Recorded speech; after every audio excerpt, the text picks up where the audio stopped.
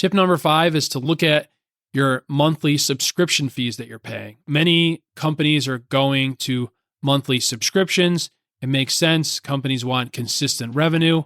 But what happens is that you sign up for something and you're no longer using it and you just keep paying.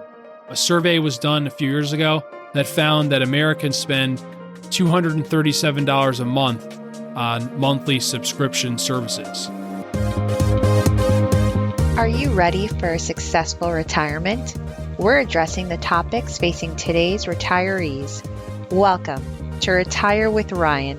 Now here's your host, Ryan Morrissey.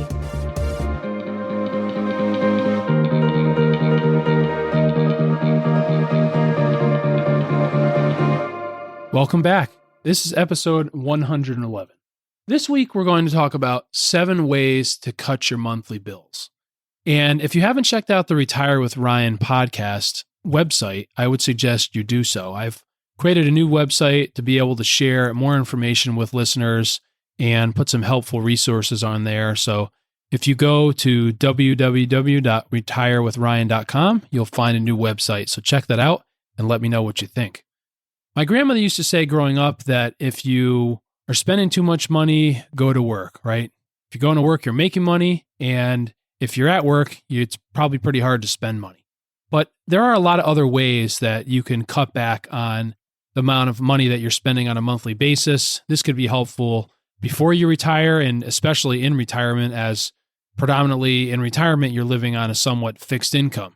And from my own experience and reading articles, I've come up with what I think are the 7 most easy and effective ways to cut your monthly bills, and I'd like to take you through those in this week's episode. So the first tip is to consider switching your electrical supplier. Where I live in Connecticut, we have different electrical suppliers that you can use. Now, the company that delivers the electric, that's based on the town that you live in. For example, where I live, it's either United Illuminating or Eversource, and that's based on the town where you live in, as I said before. But who supplies the electricity can be a multitude of companies. You can keep your supplier from the same company that actually provides your electricity, but you can choose from other companies. And what you can find, if depending on the state where you live in, I know in Connecticut, if you go to the website energizect.com, I'll also put a link to this address in the show notes for this episode, and you can find the episode by going to retirewithryan.com/podcast and /episode 111.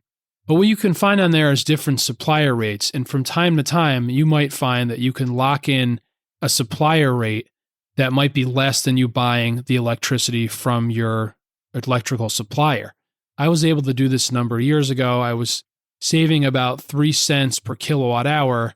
And that doesn't sound like a lot, but if you're using 1,000 kilowatt hours per month, let's just say, and you were saving 3 cents, that means you're saving $30 a month in the cost of electricity. And in recent times, the price of electricity has gone up. So if you were able to lock in this rate for a number of years, as I was able to do for, I think, 3 years, you're saving even more money because on a monthly basis, the rate that your electrical supplier charges you, I believe, can change.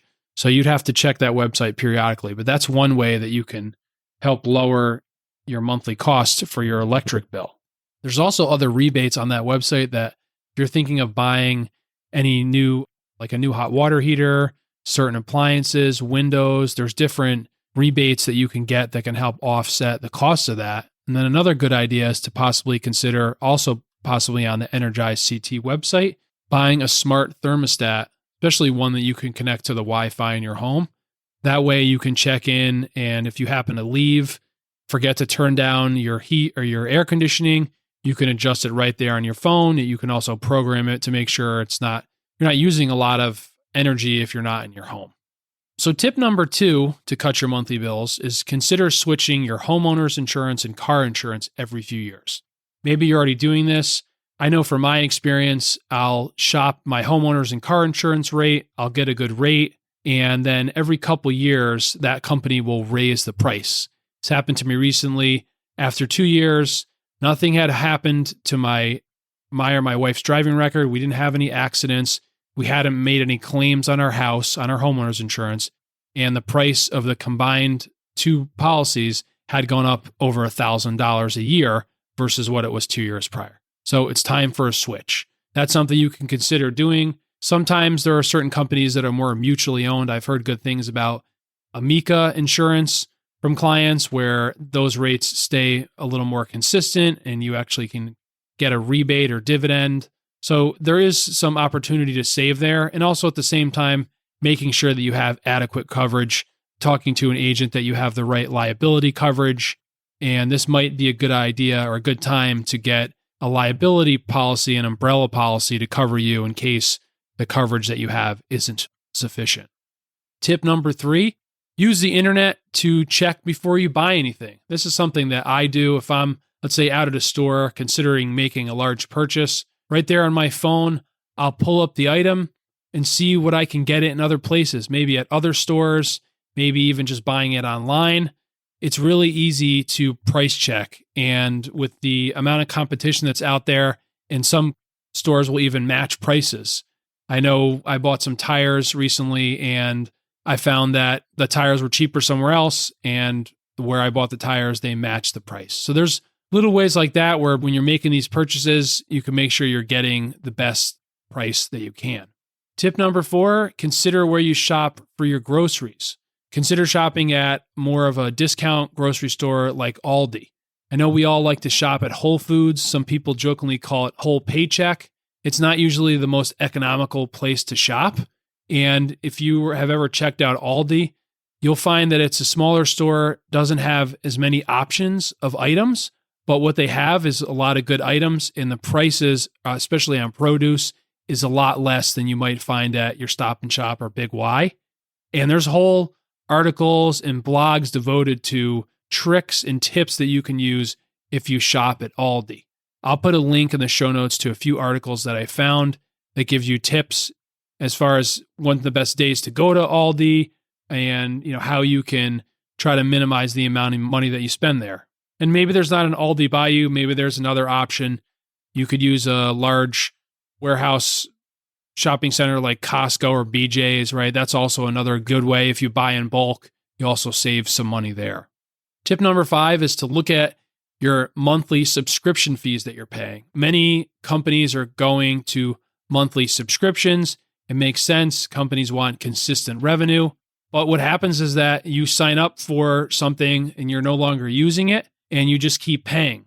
A survey was done a few years ago that found that Americans spend $237 a month on monthly subscription services.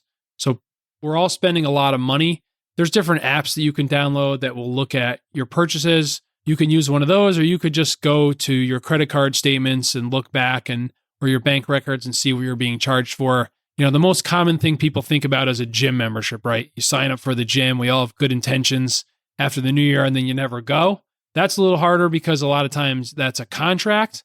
But other things you might sign up for are maybe music access, different streaming services. Maybe you're paying for Hulu, Netflix, and HBO Max, but you really don't use any of them, or you only use one of them. Maybe you're paying for some type of a monthly book subscription you don't use. It's a good idea just to look over these every once in a while, see if you could cut down. And then a lot of things we consume, like movies and books, you can get for free at your local library. The local library is a great place to check out. The library is free to get a library card, and you can get a lot of this stuff for free that can maybe help you cut down on some of your monthly subscriptions. Tip number 6 kind of dovetails into tip number 5, and that's consider cutting the cord. Consider getting rid of your cable provider. Maybe you've already done this, but if not, it could be something to check into. Take a look at what you're paying on a monthly basis. A lot of the bigger cable companies like Comcast, they'll make you a deal and you'll get a good rate for, let's say, 2 years. Maybe you're only paying $120 a month for phone, internet, and cable. And then once that 2-year contract is up, now that rate might double or even go up more. And what you can find is that by unbundling what you're paying for, there might be some savings. So maybe you keep, if Comcast is your internet provider, you keep the internet, but maybe you get rid of your phone if you're not using your home phone. And then for your TV viewing, you have different options. One is that we talked about streaming. You could sign up for a streaming service like Amazon Prime or Netflix. If you want live TV, you could sign up for a service like Sling, Philo or YouTube TV. YouTube TV is something that I use. I got rid of my cable a couple of years ago. And with YouTube TV, I'm paying, it's around $70 a month. And that is a lot better than I was paying for the cable. That's with no premium channels. But I'm actually saving about $70 or $80 a month as far as what I was paying for cable. And I don't, in my household, my family, we don't watch a lot of the TVs that are even available. At some point, maybe we'll even get rid of YouTube TV because we have Amazon Prime and you get TV access with that. We have Netflix. So we're able to get a lot of stuff. And another great thing is that a lot of newer TVs, if you have a Samsung TV, we have mostly Samsung TVs in my household, they come with a free TV guide or TV access app. It's Samsung TV. I'm not exactly sure, but I think close to 100 channels of free TV that you can watch just on the Samsung TV. So there's so much content out there that you can't even consume it. If you still want live TV, depending on where you're located, you may be able to use HD antenna. Back when we were kids, right, you maybe had the bunny ears antenna, as they said, then you could move it around before cable was widely adopted by everyone and you could get some of your local channels. Well, essentially, this is the same concept. And what I say, it depends on where you live, because if you're at a higher elevation, you probably have a more likely chance of getting these channels. So you can buy one of these online, test it out, see if it works. So there's a lot of different ways with when you look at your monthly package you're paying for your cable, internet, and phone that you can maybe cut that out. And there's a lot of articles about this. I'll put a link in the show notes to an article I found talking about this. And if you do go to a streaming service, if you don't have a smart TV, a TV that comes with these apps already built in, it's not a big deal. You just have to buy some device that you can connect to your TV, either Roku or an Amazon Fire Stick or maybe Apple TV. And that allows you to then be able to connect to the streaming service and use these apps. So tip number 7 is to sell any unused items that you have online. Let's just say there's some things you bought and you forgot to return them to the store, some clothing maybe, and you can't return it any longer. Rather than just let it sit there or give it away, put it on eBay for sale. eBay is relatively easy to use, and you can sell just about anything someone is looking to buy it. I have a friend who his wife jokes that if something isn't tied down, he's going to sell it on eBay. If it sits around in his house long enough, it's going to be listed on eBay. So there's a lot of things you can sell it on eBay. If you don't want to use eBay, you can consider Facebook Marketplace. That's another way that you can sell items, and you can generate some extra money by selling books, clothing, different items that you haven't used, even furniture that you're looking to get rid of, and create some extra cash flow for your situation. So I hope this was helpful. It's always a good idea to be looking at your cash flow to know where your money is going, because if you don't tell it where to go, it's probably not going to go where you want it to go.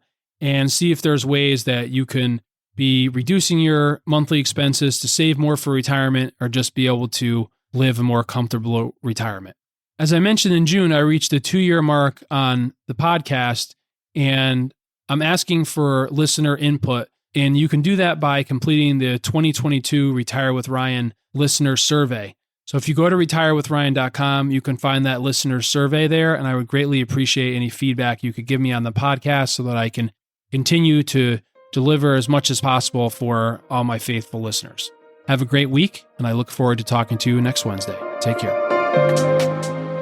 You should consult a financial advisor familiar with your specific circumstances before you make any financial decisions. Nothing in this broadcast constitutes a solicitation for the sale or purchase of any securities.